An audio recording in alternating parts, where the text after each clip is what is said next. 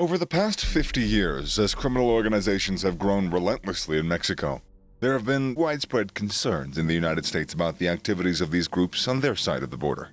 On the one hand, the United States states that these cartels are present in more than 1,000 cities in their country, actively working and developing their illicit activities commanded from the Latin side of the border. The great fear of the United States is the possible permanent settlement of these groups, which would lead to a more recurrent presence of their products and the subsequent consequences on society. From the American side, they are sure that these cartels operate in their country, being present on Yankee soil. Members of these illicit organizations have made their disclaimer about this issue, being interviewed with the promise of anonymity. This party argues that they don't operate on their other side of the border, but they do have clients. What they do on the other side is their problem, the dealers have said. What do you think? Are cartel members sneaking into the US? Do they need to do that? Is it worth going to the wolf's mouth? Or are they going to try and do everything they can in their way to be stronger and go beyond their limits? We read you, so don't forget to hit that notification bell, subscribe to our channel, like the video, and comment.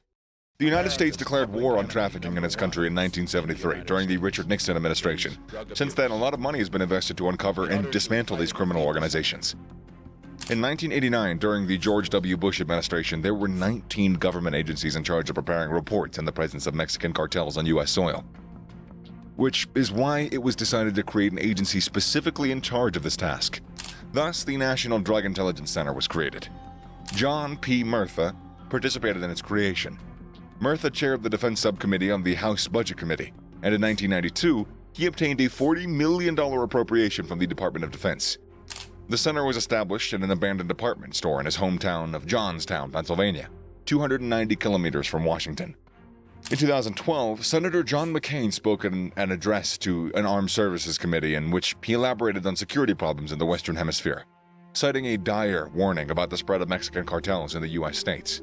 The senator based his remarks on a report by the now-defunct National Drug Intelligence Center, the NDIC division of the Justice Department, which in 2011 concluded that Mexican criminal organizations, including 7 major drug cartels, are now operating in more than 1,000 U.S. cities.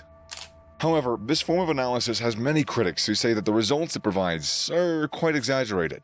These reports claim that the numbers are much higher than the real ones because they were based on information provided by the police agencies themselves, instead of resorting to documented criminal cases involving Mexican traffickers. According to the reports produced by these groups, analysts argue that the NDIC's definitions of what constitutes an illicit organization are stilted and unhelpful, and tend to be confusing and misleading. In its 2010 report, the NDIC used the term Mexican trafficking organizations and said that they were based in Mexico or the United States, and that their leaders were Mexican nationals. The definition of presence in a U.S. city was determined by whether or not there was at least one member of the organization involved in some type of trafficking-related activity. After the death of John Murtha in 2010, the protector of the commission, a report was developed which argued that these illegal Mexican associations operated in 1,286 cities. Now, how did they arrive at that figure? The center used a methodology that several federal law enforcement officials now question. NDIC field agents talked to 1,200 police departments across the country and asked them if they had Mexican drug trafficking organizations in their community. 1,039 of these said yes. After obtaining this number, the center added that total to another number based on the case information collected by the Justice Department's Drug and Organized Crime Task Forces, which reported that there were Mexican drug trafficking organizations in 247 U.S. cities. This way of obtaining information was flawed from minute one, say some critics of the commission. The commission called the police authorities in these cities and asked them if there were any Mexicans involved with narcotics. Again, critics of NDIC say it's common to inflate the numbers when an agency is in a situation of instability or danger. They also seek to put it on the table that their actions tend to protect the population from danger. The objective is to continue receiving funds from the above. Then in 2011, the commission spoke in its report of transnational criminal organizations and included among them the Sinaloa Cartel and the Jalisco Cartel, New Generation, although it also included the same group other criminal associations that bought the product from the former. Following the commission's vision to the letter, any Mexican national caught selling their product in any city of the United States could be considered a member of these organizations. Anti-drug policy analysts say that the enormous dissemination of this data is part of a strategy within this war against trafficking, consisting of airing dubious statistics in an attempt to quantify the drug problem in the United States and justify budgets. The NDIC closed in June 2012 after 19 years of work and spent more than $690 million of taxpayers' money. And this was just one of the big criticisms of this commission. They hired a lot of people and gave them a lot of money. Likewise, the data provided by the center is still present, cited in the congressional reports on border security with Mexico and the testimony of senior members of the armed forces and important congressmen in Washington, D.C. The DEA also assures the presence of Mexican cartels in U.S. territory, with the Sinaloa and the Jalisco cartels being the most influential and the most expansive.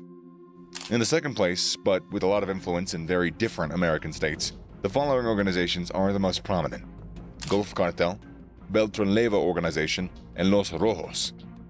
According to DEA reports, the Sinaloa cartel, which has worldwide operations, exports and distributes enormous quantities of the product, and distributes it throughout the United States, with operational centers in California, Texas, New Mexico, and Arizona. They bring in large quantities of this merchandise right into the United States through tunnels that run from Mexico to the United States, built in the late 1980s and the early 1990s. The Jalisco Cartel, New Generation, according to the same DEA report, is the second of these groups with the largest presence in the United States. Its operational centers are in New York, Chicago, Atlanta, and Los Angeles. This group is characterized by being very violent and having an open battle against Mexican authorities and rival gangs in order to not lose control and expand its domain. Texas, California, Arizona, New Mexico, Chicago, New York, Florida, Kansas, Colorado, Hawaii, and Puerto Rico are all of the states in which these groups operate in a more influential way. According to the agency, the cartels have great influence and they operate within the United States, especially along the southwestern borders. In 2021, the agency dismantled a trafficking network linked to the Sinaloa cartel that operated in 7 cells located on the East Coast to transport tons of merchandise. This operation, which began in 2017 under the name Angel's Envy, seized a large number of weapons, around 100 kilos of product, and millions of dollars. This operation uncovered that the group's modus operandi was to send its products to 7 other cells operating in Washington, Maryland, and Virginia. On the other side of the street, after interviewing members of these criminal groups, they stated that their groups don't operate in the United States. They have clients in many different places, and what they do with their product they receive from these cartels is none of their business. They also added that if they interview someone, they'll never tell them that they're a part of a Mexican cartel. All of that is a lie. The people who may be found operating with product from these cartels are clients or associates, people helping transport, or gang members working with us. These guys also said that these collaborators are independent people, and again, what they do with the product they provide is none of their business. One of the cases most often used to justify the DEA's position is that one of the brothers, Margarito and Pedro Flores, who was accused of trafficking in the United States for the Sinaloa cartel. The defendants claimed to have smuggled about 1,500 kilos of product per year between 2005 and 2008, and they've sent back to the cartels in Mexico about 930 million. The DEA claimed that the defendants were part of these criminal organizations, but after recordings surfaced in 2018 during the Chapo Guzman trial, it was shown how the defendants negotiated the price of a shipment with the head of the Sinaloa cartel. This makes it clear that the defendants and the cartel are two different organizations partnering for this purpose. What do you think? Are cartels operating in the US? Is the DEA trying to amplify this war as much as they can? Or is it the same result of cartels operating in the US and having very powerful associations inside? We read you. Don't forget to hit that notification bell and like our video.